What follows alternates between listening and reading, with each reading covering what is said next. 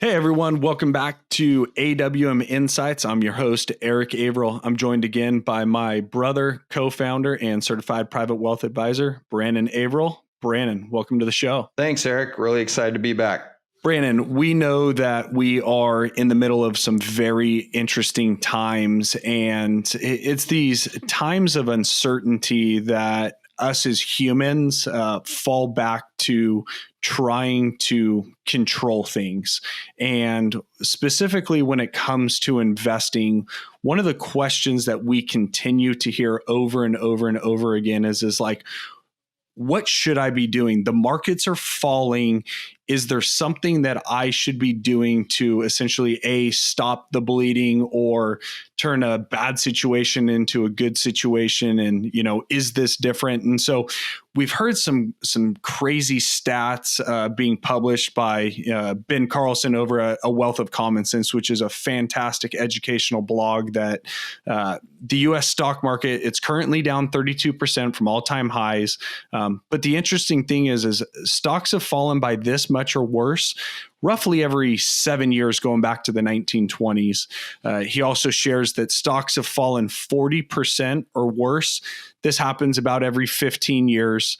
And then they get cut in half about 50% once every 18 years. And so this isn't new, but really the question becomes, is it different? And because it's happened before, Brandon, is there something that I should be doing in falling markets since we've seen this happen before? Is there something that I can control? What would you say to that? Yeah, Erik, I think the stats are fascinating. Definitely gives us some historical context around this has happened before. We're not going through something brand new.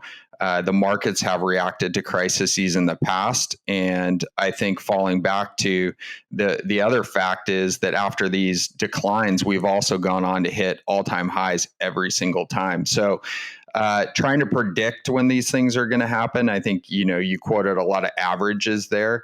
Nobody knows when this stuff's going to happen. They never know why. Anybody that tells you that they do is pretending or, hopefully not, but might be lying to you to try to sell you something. The real adage or the real sage advice comes, there's a great Warren Buffett quote. The trick is when there's nothing to do nothing. This is something we try to remind our clients of. It's not easy. This is an emotional period of time. We would never suggest that looking in your account and feeling no emotion is the way to go. But we've tried to, through really good times, remind clients to stay diversified, stay the course, not try to outsmart the market. We don't want clients, getting too hyped up when things are going well. And this time shouldn't be any different when we have a falling market.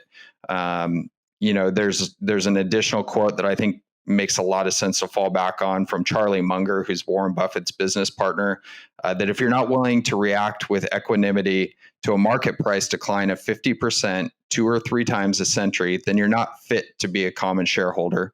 And you deserve the mediocre result you're going to get compared to the people who do have the temperament and who can be more philosophical about these market fluctuations. So I think this just goes back to point.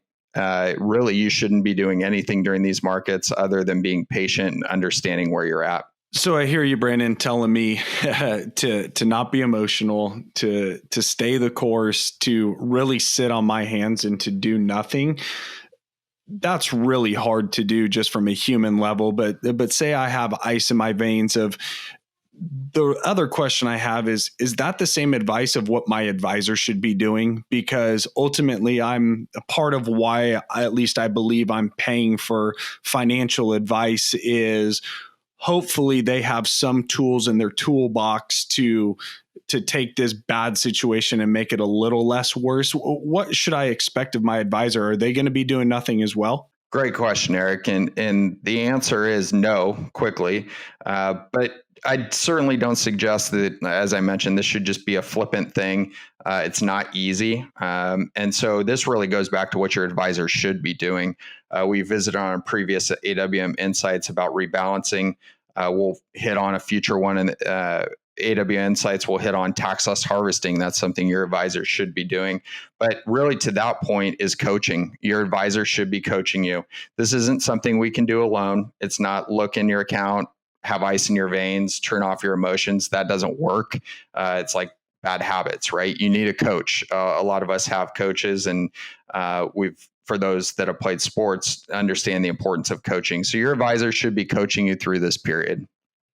And, really, when we coach our clients, there are a few things that we certainly believe are true. And this is what we're coaching them on currently, is that the entire world's in this same boat. It's not like, hey, us in the US are going through this and the rest of the world isn't. This is a global pandemic. The world is not going to end. Markets will not fail. We're seeing that. Markets are actually working really efficiently the way they should be. Additionally, markets will come back. They always do. As I mentioned, after these declines, they've always come back to an all-time high. They cannot go to zero. And then the government is going to step in, and they're going to create plans to help rescue our economy here in the U.S. Many won't work, but enough will. And, if they don't work immediately, the Fed and others are going to keep trying until they do work. So this really leads all back to the belief in that stocks are going to outperform bonds over time. Bonds are going to outperform cash. So we just need to coach our clients through this period. Brandon, that's super helpful. And so, the action, I would say, for the listeners, at least that I'm hearing, and I'd summarize from you, Brandon, is, from an investment standpoint, is that we need to stay diversified. Nobody can predict the future. We need to control our costs. Those are the things that we can control. We can constantly be minimizing taxes so that we're maximizing the after-tax return that hits our pocket.